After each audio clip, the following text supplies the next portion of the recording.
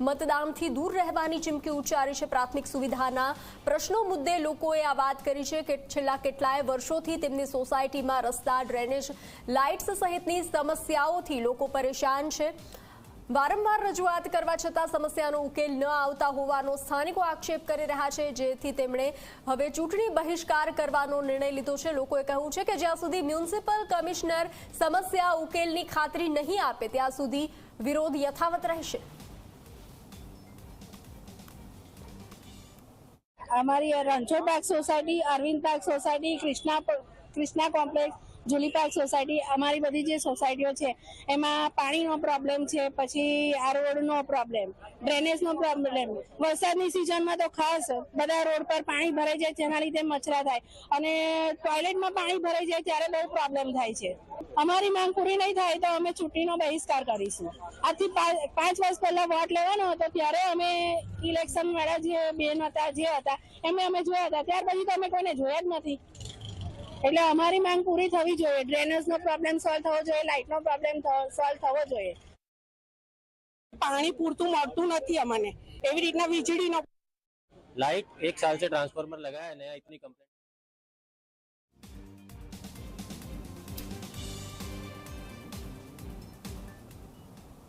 એક તરફ ચૂંટણીનો માહોલ જામ્યો છે તેવા સમયે વડોદરામાં એક વ્યક્તિએ ભાજપના ઉમેદવારો માટે અનોખી માનતા રાખી છે। અણગઢ ગામમાં રહેતા સુરેશ ગોહિલે ભાજપના લોકસભા ઉમેદવાર હેમાંગ જોશી અને વિધાનસભાના ઉમેદવાર ધર્મેન્દ્રસિંહ વાઘેલા માટે આ અનોખી માનતા રાખી છે, જેમાં તેઓ પોતાના ઘરથી ગામમાં આવેલા માતાના મંદિર સુધી ઘૂંટણીએ ચાલીને ગયા। જોકે સમર્થકની આવી માનતા પૂર્ણ કરવા દરમિયાન ધર્મેન્દ્રસિંહ અને હેમાંગ જોશી પણ હાજર રહ્યા હતા। આ અંગે વાત કરતા બંને ઉમેદવારોએ કહ્યું કે લોકો આવી આકરી માનતા રાખતા હોય તો અમારી જીત નક્કી જ છે। આવી કપરી જે માનતા લેતા હોય, આપ વિચાર કરો કે ભાઈ આવી ધોમધકતી ગરમીની અંદર આવી કપરી માનતા લઈ અને આ પ્રમાણે માનતા કરવા જવાનું હોય ત્યારે મને ચોક્કસ વિશ્વાસ છે મા ભગવતી ઉપર। હું પણ માતાજીનો ભક્ત છું અને મને પૂરેપૂરો વિશ્વાસ છે કે આ અમારા કાર્યકર્તાની જે શ્રદ્ધા છે એની શક્તિ અમને બંનેને ખૂબ મળશે અને ખૂબ જંગી લીડથી અમને બંનેને આ વિસ્તાર જીતાડશે। કપરા તડકામાં, ધૂમધકતા તડકામાં 3 કલાક, 3.5 કલાક જેટલો સમય ઘૂંટણીએ ચાલી અને તેઓ આ માનતા પૂરી કરવાના છે। અને આ પ્રકારની જે માનતા લીધી હોય, જેવું ધર્મેન્દ્રસિંહે કહ્યું કે આવી માનતા ને આવી લાગણીથી અમને શક્તિ મળે છે અને અમારો થાક અમને ક્યારેય નથી લાગતો। જે પ્રકારે કાર્યકર્તાઓ, શુભેચ્છકો જે પ્રકારે અમારા માટે લાગણી ધરાવી રહ્યા છે, આ લાગણીથી અમને ખૂબ જ અમારું મનોબળ મજબૂત થાય છે। અત્યારે અણગઢ છે અને વખતપુરા મેં અમે આવ્યા મોહણી માતા જઈએ। તમારા ઘરેથી જઈ રહ્યા? હા। આટલી કપરી બાધા કેવી રીતે પૂરી કરશો? થઈ જશે, સજ્જા હોય તો બધું જ થાય। આટલી ગરમી છે, અરે થઈ જાય, માતા ઉપર વિશ્વાસ હોવો જોઈએ। શું લાગે છે બાપુ જીતે એના માટે શું માનો છો? બાપુ જીતશે જ, જીતશે। અને ડોક્ટર હેમાંગ જોશી જે લોકસભાના ઉમેદવાર છે એ જીતશે। રાજકારણમાં જે નેતાઓ ચૂંટણી લડતા હોય છે તેમના સમર્થકો અનોખી બાધા રાખતા હોય છે।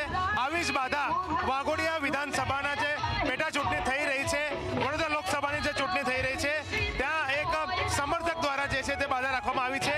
ભારતીય જનતા પાર્ટીના જે ઉમેદવારો છે લોકસભાના ડોક્ટર હેમાંગ જોશી અને વાઘોડિયા વિધાનસભાના પેટા ચૂંટણીના ધર્મેન્દ્રસિંહ વાઘેલા, તેઓ સારા માર્જિનથી જીતે તે માટે અનગઢ ગામના સુરેશભાઈ ગોહિલ દ્વારા તેમના નિવાસ સ્થાનેથી મહોની માતાનું જે મંદિર છે ત્યાં સુધી ઘૂંટણીએ ચાલીને બાધા રાખવામાં આવી છે અને ત્યાં તેઓ ધ્વજારોહણ કરવાના છે।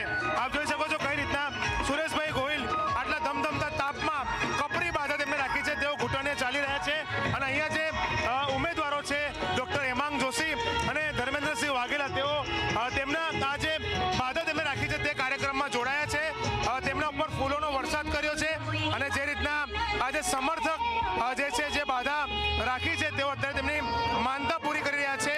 અને ચોક્કસથી કહી શકાય કે એક આખો જે આ ખૂબ જ જવલ્લે જોવા મળતી ઘટના છે કે જેમાં પોતાના ઉમેદવારો જીતે, પોતાના સમર્થક જેમને સમર્થન આપતા હોય તેવા નેતાઓ જીતે તે માટે આ પ્રકારની બાધાઓ રાખતા હોય છે તે ખૂબ જ ઓછી ઘટના બનતી હોય છે। ત્યારે આવી ઘટના વડોદરામાં બની છે કે જેમાં અનગઢ ગામ ગામના સુરેશભાઈ ગોહિલ દ્વારા આ બાધા રાખવામાં આવી છે અને તેઓ અત્યારે ઘૂંટણીએ ચાલીને મહોની માતાના મંદિરે જઈ રહ્યા છે, ત્યાં ધ્વજા ચડાવશે અને તેમની સાથે